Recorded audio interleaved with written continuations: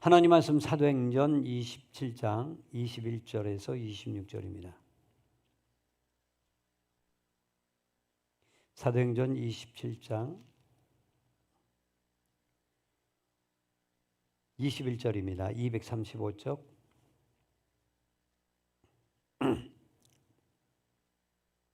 함께 있습니다. 여러 사람이 오래 먹지 못하였으며 바울이 가운데 서서 말하되 여러분이여 내 말을 듣고 그에 대해서 떠나지 아니하여 이 타격과 손상을 면하였더라면 좋을 뻔하였느니라. 내가 너희를 권하노니 이제는 안심하라. 너희 중 아무도 생명에는 아무런 손상이 없겠고 오직 배뿐이리라. 내가 속한 바 곧 내가 섬기는 하나님의 사자가 어젯밤에 내 곁에 서서 말하되 바울아 두려워하지 말라. 내가 가이사 앞에 서야 하겠고 또 하나님께서 너와 함께 항해하는 자를 다 내게 주셨다 하였으니 그러므로 여러분이여 안심하라. 나는 내게 말씀하신 그대로 되리라고 하나님을 믿노라. 그런즉 우리가 반드시 한 섬에 걸리리라 하더라. 아멘. 아멘. 복음의 진보를 이루라. 복음의 진보를 이루라 라는 제목으로 하나님의 말씀을 나눕니다. 따라해 봅시다. 복음의 진보를 이루라. 사도 바울은요, 복음을 전하면서 이름 말로 표현할 수 없을 만큼 많은 고생을 했죠. 지금도 사도 바울은 2년 동안 감옥에 갇혀 있었잖아요. 감옥에 갇혀서 자기가 이제 로마 황제에게 호소를 하게 되니까 이제 로마에 가서 재판 받을 날을 기다리라 했습니다. 그래서 이제 로마 행으로 이제 배를 타고 가게 되어 있는데 이제 그가 이제 또 로마에 가서도 감옥에 갇히게 되잖아요. 로마에 가서 감옥에 갇혀 있을 때 그가 이렇게 뭐 예루살렘에서도 2년 동안 감옥에 갇혀 있었지, 로마에서도 감옥에 갇혀 있지. 이것이 얼마나 복음 전파에 걸림돌이 되고 장애물이 될까? 이것에 대해서 막 마음이 아쉬움이 되고 그리고 거기에 대해서 안타까움이 있는 거예요. 그런데 얼마 안 있어서 그 생각이 180도로 바뀌어지게 됩니다. 왜냐하면 로마 감옥에 갇혀 있으면서 복음이 로마 황실 근위대, 로마 황실 근위병들에게 복음이 전파된 거예요. 로마 황실 근위병은 로마 사람들의 엘리트 중에 엘리트거든요. 최고의 엘리트란 말이에요. 로마 황실 근위병은 아주 그냥 그 귀족들 중에서 뽑힌 자 중에 뽑힌 자거든요. 근데 그 뽑힌 자 중에 뽑힌 황실 근위병들이 사도 바울을 항상 지키고 있으면서 하루에 뭐 4교대로 지키고 있으면서 바울이 이제 바깥에 셋집에서 그 근위병들이 항상 이렇게 그를 이제 감시하면서 그러면서 그 셋집 그 바울이 머물고 있는 셋집을 감옥으로 삼고 사람들은 얼마든지 자유롭게 오고 가면서 바울과 교제할 수 있었거든요. 근데 그들이 교제하면서 복음 얘기하잖아요. 그 복음 얘기하는 것을 누가 듣습니까? 그 옆에서 그곳에서 움직이지도 않고 바울 옆에서 늘 감시하는 2명의 사람들이 계속해서 뭐 4시간이나 6시간마다 이렇게 이들이 계속 감시병들이 계속 바뀌거든요. 이들은 바울 옆에서 계속 복음을 들을 수밖에 없는 거예요. 안 들을 수가 없는 거예요.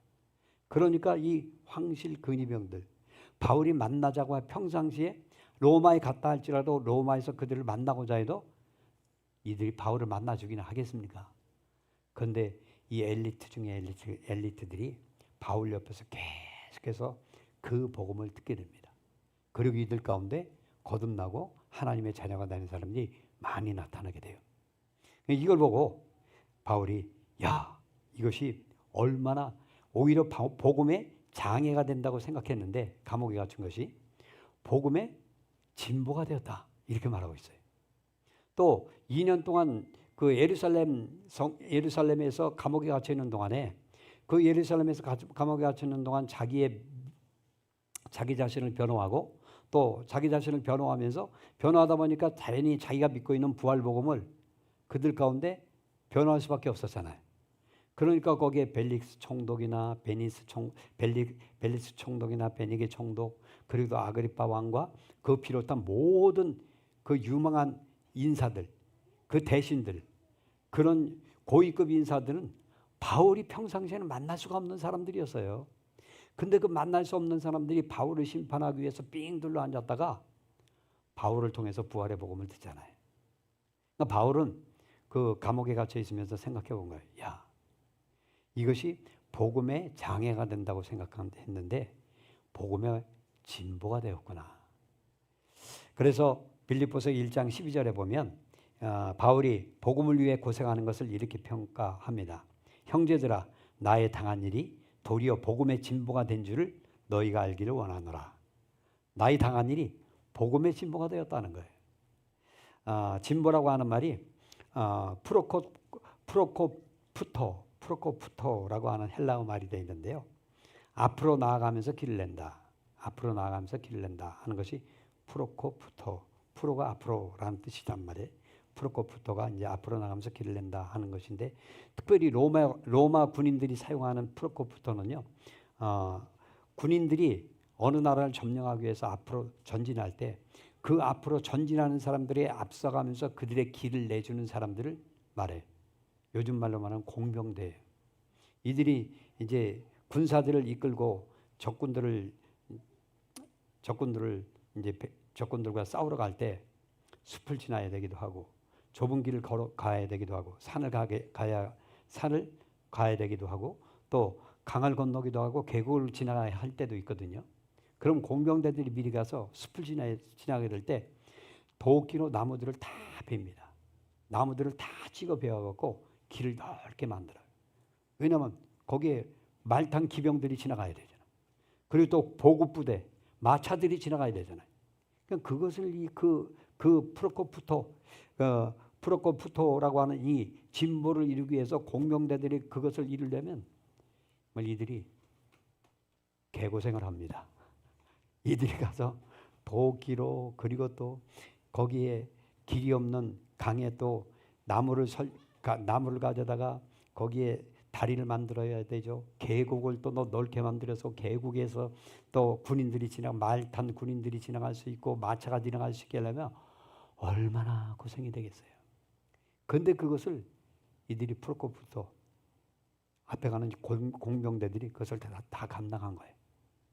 그래서 신속하게 그 군인들이 신속하게 그 길을 통해서 신속하게 적군을 향해서 달려갈 수 있도록 길을 활짝 열어주는 것이죠.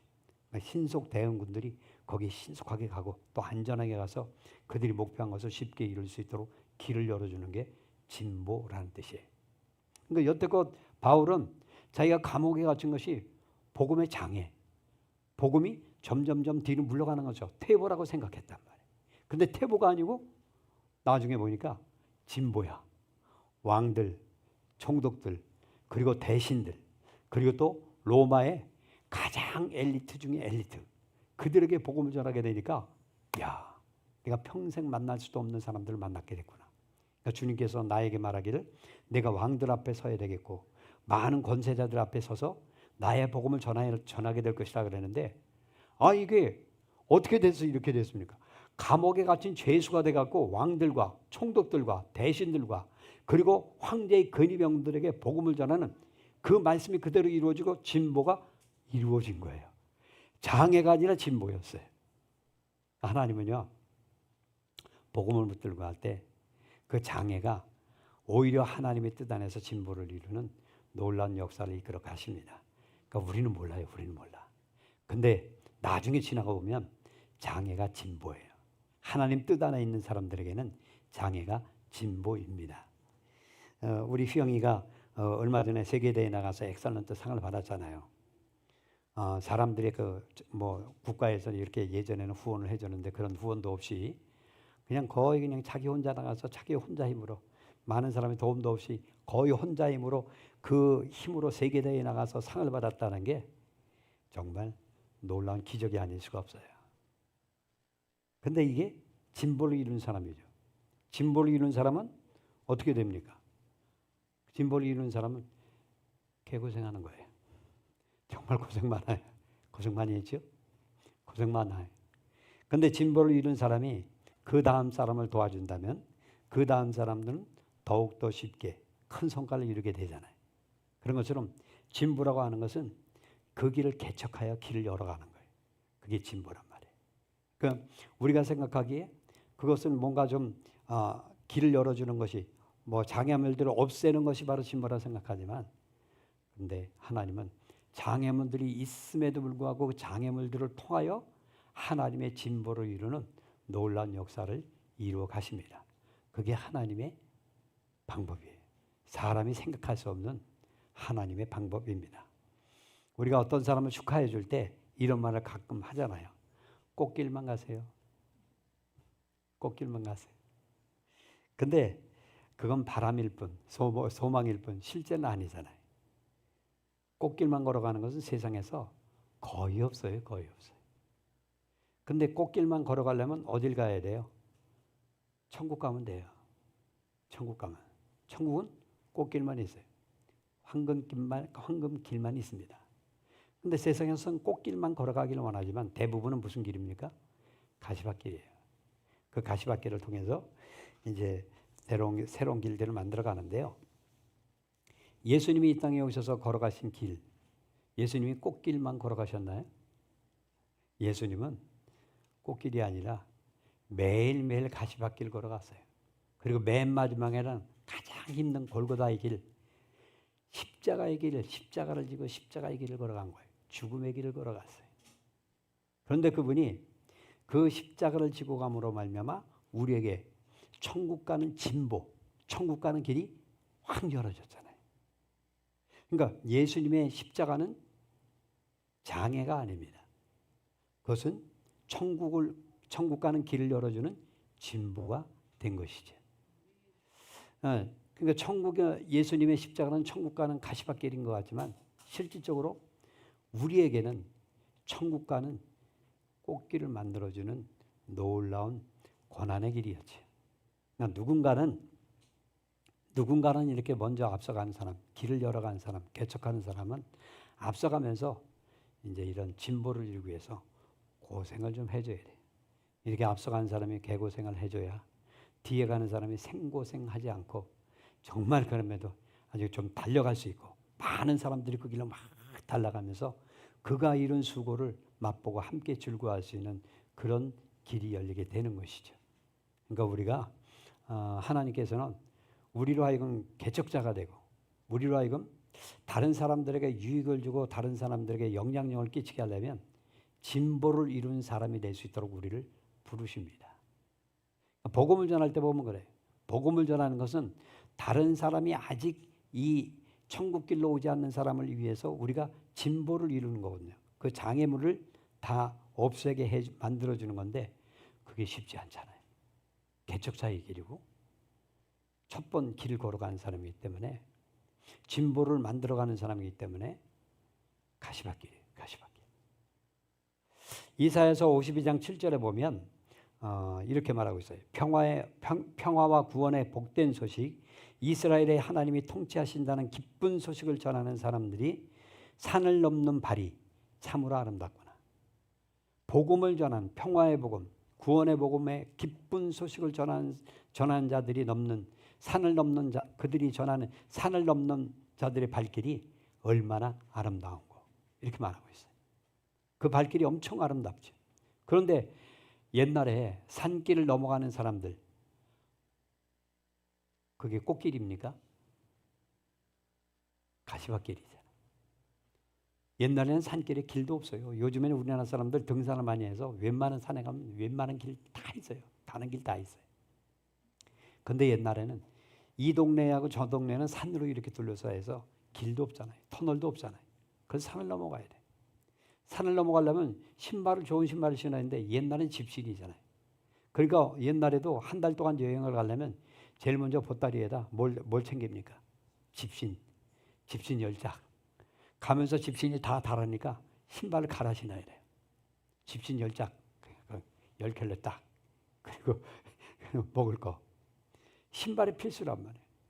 근데 요즘 그때 당시에는 그러니까 그런 신발 신고 산을 넘으려면 다 발이 멍이 들고 피투성이가 되기도 하죠. 그러나 요즘에는 등산화도 좋죠.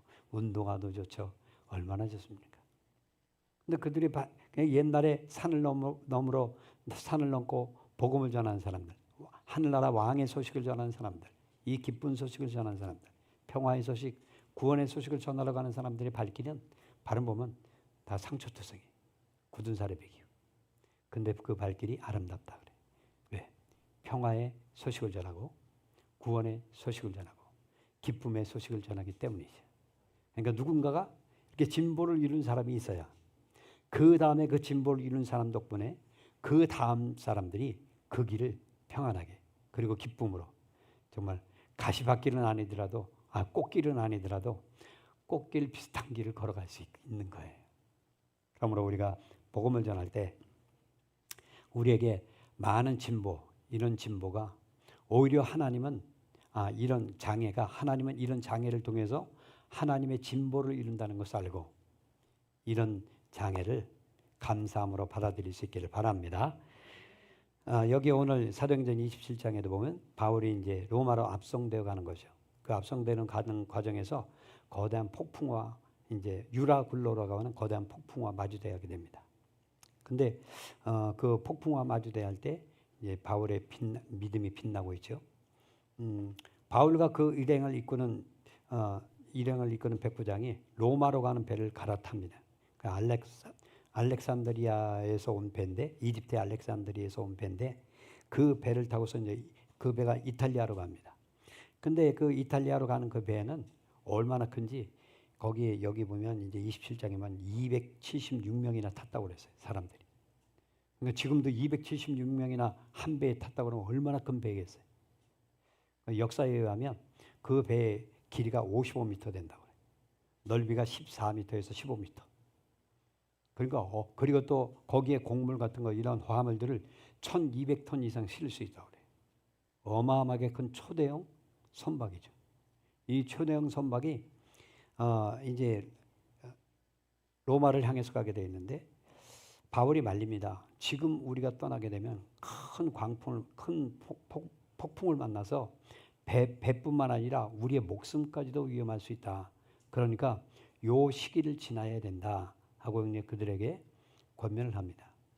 근데 선장과 선주들은 이게 화물 곡물선이거든요. 많은 밀과 그리고 화물을 싣고 있기 때문에 이걸 빨리 거기에 도착시켜야 이들이 이익을 얻을 수 있단 말이에요. 돈을 벌 수 있어요.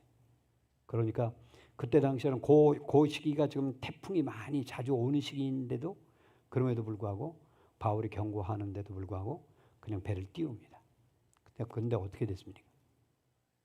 배를 타고 가는데 중간에 유로굴라라고 하는 어마어마한 태풍인데 여기 광풍이라고 그래서 광풍. 태풍보다도 더 센 광풍이 불어오는 거예요. 근데 보통 태풍은 한번 몰려오면 그냥 조금 있으면 그래도 좀 며칠 지나가면 없어지잖아요. 근데 유로굴라라고 하는 이 광풍은 며칠 몇 날이 돼도 이게 잠잠해지지가 않는 거예요. 웬만한 태풍은 그래도 좀 이 노련한 선장과 선원들이 감당할 수 있는데 이 유로굴라라고 하는 광풍은 감당이 안 되어지는 거예요. 그래서 여기 18절에 보면 이틀 동안 이 유라굴로라고 하는 이 광풍과 싸우다가 사공들은 배의 짐들을 다 바다에 던져버립니다. 배를 가볍게 해야 되거든. 배의 짐들 그리고 화물 거기 있는 곡물들 그리고 또 곡식들 이걸 완전히 다 버려요. 그러면 얼마나 큰 손해가 보겠어요. 재산상에 엄청난 손해가 있는 것이죠. 그래도 어떻게 해요? 살아야지. 곡물보다 더 중요한 게 돈보다도 더 중요한 게 목숨 아닙니까? 살아야죠. 근데 3일째 되는 날도 이 선원들이 배를 제대로 컨트롤할 수가 없는 거예요. 그러니까 어떤 일이 일어나냐면 19절에 보면 거기에 사흘째 되는 날 배의 중요한 기구들을 다 버립니다. 밧줄, 돛대 그런 배 운항에 필요한 모든 것들을 다 버려요. 이건 선원들이 배 운행할 때 반드시 필요한 거잖아요. 먼저는 그 무역하는 사람들이 자기들의 사업에 반드시 필요한 거 이거 버리면 자기들 사업이 완전히 쫄딱 망할 수밖에 없는 파산할 수밖에 없는 그런 것인데도 다 버렸어요. 근데 이제는 배 선원들이 배 기구 배를 운영하는데 가장 필요한 배의 기구마저 버릴 정도로 이제는 큰 위경 가운데 처한 것이죠. 이제 모든 것을 다 운명에 맡기고 그들이 이제 그 폭풍이 이끄는 대로 표류하게 된 거예요. 그래서 20절을 한번 볼까요? 20절. verse 20. 20절 시작. 여러 날 동안 해도 별도 보이지 아니하고 큰 풍랑이 그대로 있음에 구원의 여망마저 없어졌더라. 그러니까 여러 날 동안 해도 별도 보이지 않아요. 그러니까 태풍이 불어도 가끔 해도 보이고 별도 보이잖아요. 근데 없어요. 이 광풍이 얼마나 되는지 여러 날 동안 막 그냥 일주일, 2주일이 지나가도 해도 보이지 않고 달도 보이지 않는 거예요. 별도 보이지 않아요. 그러니까 이들이 옛날에 항해하는 선원들이 뭘 보고 움직입니까?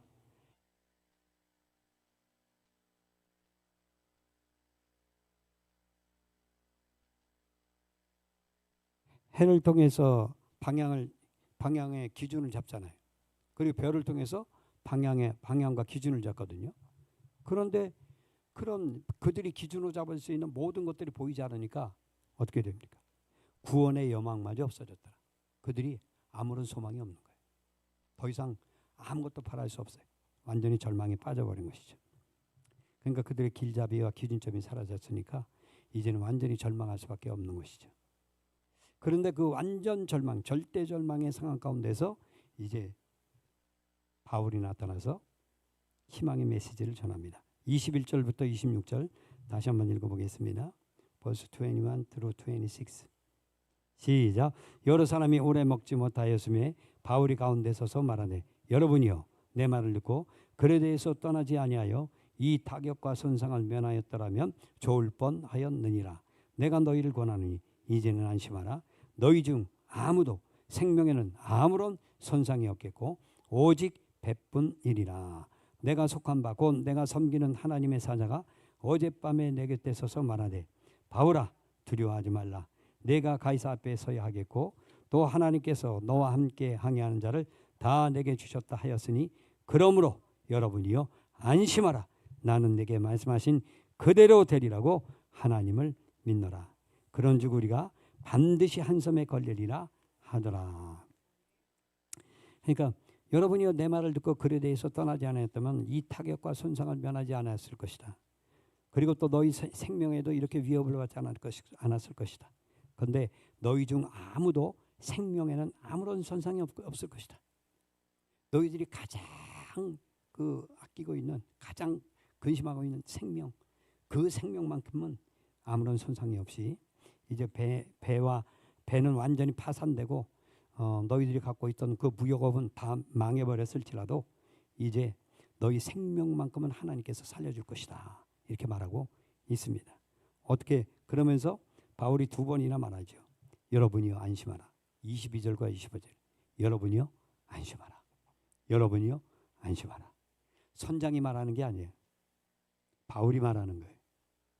이렇게 모든 사람이 절대 절망 가운데 있을 수밖에 없는데 절대 절망 가운데서 절대 소망을 줄 수 있는 이유가 무엇입니까? 바울이 폭풍 너머 유로굴라라고 하는 이 큰 폭풍 너머에 있는 누구를 바라본 겁니까? 하나님을 바라보게 된 것이죠. 그러니까 바울은 눈앞의 폭풍보다 그 폭풍 위에 계신 하나님을 볼 수 있었던 것이죠. 그러니까 그의 시선은 파도에 갇힌 배에 시선이 머무는 것이 아니라 그 배를 주관하신 하나님께 그의 시선이 고정이 된 거예요. 그러니까 믿음이 뭡니까? 믿음은 눈에 보이는 절망적인 현실 너머에 있는 그 현실 너머에 계신 하나님을 보는 것. 그게 바로 믿음이에요. 믿음은 뭐냐? 육신을 넘어서 육신 뒤에 있는 영혼을 바라보고 살아가는 게 믿음이에요. 믿음이 뭐냐? 보이는 현실을 넘어서 보이는 현실을 이렇게 이끌고 있는 하나님의 손길을 보는 게 바로 믿음입니다. 보이는 세계를 넘어서 보이지 않는 세계를 바라보고 나가는 것. 그게 바로 믿음이에요. 그래서 우리가 육신 넘어 영혼을 바라볼 수 있는 영혼을 바라보는 눈이 믿음이고요. 보이는 세계를 넘어 보이지 않는 세계가 그 뒤에 있다는 것을 바라보는 게 믿음이에요. 또 현실 넘어 현실 뒤에서 그 현실을 온전히 이끌어가는 하나님을 보는 것이 믿음이란 말이에요. 바울은 지금 이 절대절망의 순간에도 하나님을 보고 하나님의 계획과 하나님의 주권과 하나님의 보호하심을 본 거예요. 그러니까 그가 안심하라. 여러분이 안심하라. 안심하라. 이렇게 말하죠. 그러니까 우리가요. 아무리 절망적인 상황 가운데 있어도요. 이렇게 믿음을 갖고 현실을 뛰어넘어 그 현실 너머에서 모든 세계를 주관하고 그리고 계획을 갖고 있고 다스리고 계신 하나님을 꼭 붙드는 사람 한 사람만 있으면 276명이 아니라 2760명이나 할지라도 그 한 사람으로 말미암아 구원을 받을 수 있습니다. 주님은 그랬잖아요. 주 예수를 믿으라. 그리하면 너와 내 집이 구원을 얻으리라. 너를 비롯하여 너를 시작으로 해서 내 집 전체가 구원을 얻으리라. 하나님은 한 사람을 통해서 구원을 하십니다. 감리교의 창시자 존 웨슬리를 아시죠? 그 이야기를 아시죠? 그가 1735년 영국 국교의 그 젊은 목사로서 조지아 식민지 조지아 그때 당시에 미국에 있는 조지아가 영국의 식민지였어요. 그 영국의 식민지 조지아로 조지아의 선교사로 파송됩니다. 근데 조지아주에서 원주민 특별히 체로키족이 있습니다. 체로키 원주민들을 복음 전하고 교회를 세우려 했는데 3년 만에 완전 실패하고 다시 돌아오게 됩니다. 그가 3년 됐을 때 돌아올 때 그 웨슬리가 탄 배가 대서양 한가운데서 거센 폭풍을 만나죠. 거센 폭풍을 만나서 배가 크게 흔들리고 모든 사람들이 공포에 떨며 비명 지릅니다. 이제 죽게 되었다고. 그런데 어디선가 찬송가 소리가 우렁차게 나는 거예요. 웨슬리 목사가 깜짝 놀라서 그 찬송가 소리가 나는 곳을 가보니까 그 독일에서 시작된 모라비안 경건주의자들이 있습니다. 모라비안 형제들, 모라비안 경건주의자들이 있는데 모라비안 이 경건주의자들이 거기 모여갖고 그 배 한 곳에 모여갖고 그들이 간절히 기도하고 찬송하고 있는 거예요. 찬송하고 있어요. 다들 공포에 떨면서 비명 지르고 죽겠다고 살려주세요 그러고 있는데 하나님 앞에 평안하게 찬송을 하고 있는 거예요. 얼마나 놀랐겠어요. 그러니까 이 모습에 웨슬리가 충격을 받습니다. 그리고 스스로에게 질문하죠. 나는 과연 믿음이 있는가? 나는 과연 믿음이 있는가? 아니 이들은 어떻게 죽음 가운데서도 이렇게 평안할 수 있는가? 그가 일기에 이렇게 적어요. 일기에 보면 나는 하나님을 믿는다고 생각했지만 그날 밤 모라비안 형제들이 보여준 담대한 믿음을 보고 나는 믿음이 없는 자임을 깨달았다. 구원받는 믿음이 없었던 거예요. 구원의 믿음. 다행히도 그 배는 무사히 영국에 도착하죠. 이후에 이 웨슬리는 자신의 영적 상태에 대한 깊은 회의를 불러일으키고 자기가 여태껏 율법적으로 신앙생활을 해왔고 그리고 진정으로 내적인 확신, 구원의 확신이 없었던 것을 깨닫습니다. 그래서 이것이 결정적인 계기가 되어서 이제 1738년 5월 24일 런던의 올더스게이트 거리에서 한 이 모라비안 성도의 집에서 루터의 그 로마서 서문을 이렇게 읽어주는 한 평신도 성도의 그 서문을 읽고 그때 믿음을 통하여 구원받는다는 로마서 서문에 루터의 로마서 서문을 읽고 루터의 마음이 뜨거워지면서 성령을 체험합니다. 그때 그가 거듭나요. 그리고 그가 변화받습니다. 그래서 그가 율법 중심에서 은혜 중심의 생활로 바뀌어지고 내적으로 나 구원받았구나. 그때부터 그가 일어나기 시작해서 성령 충만함으로 일어나기 시작해서 영국을 변화시키는 부흥운동가가 되고 웨슬리 그 감리교를 창시하게 됩니다. 이와 같이 이것이 그에게는 이 폭풍우와 또 선교에 가서 실패한 것과 폭풍우와 그에게는 인생의 실패였다고 생각되었지만 그것을 통하여서 하나님을 만나고 은혜를 체험하는 영적인 계기가 되고 영적인 진보가 될 수 있었던 것이죠.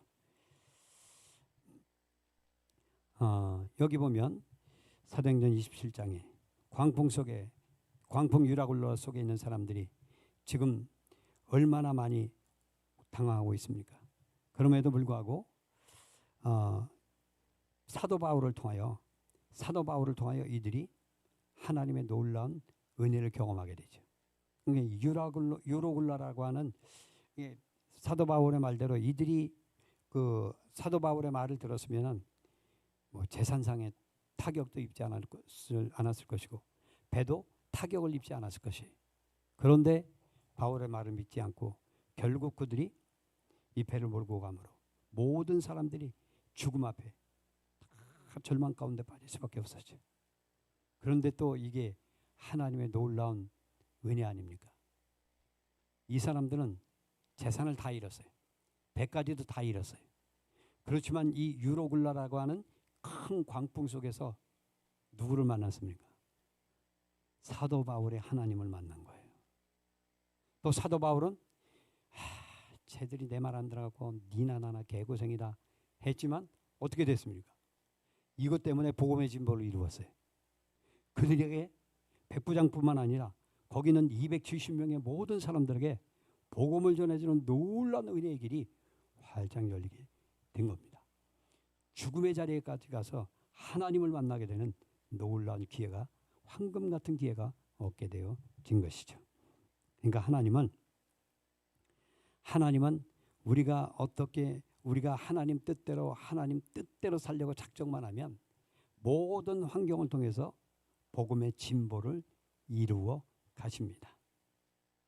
다만 중요한 것은 우리에게 유로굴라 같은 광풍이 일어날 때 사도 바울처럼 광풍 뒤에 계신 하나님을 보는 눈을, 이 믿음의 눈을 항상 열어놓을 수 있어야 됩니다. 하나님께서 주신 약속의 말씀을 끝까지 의지하고 신뢰하는 믿음이 있어야 합니다.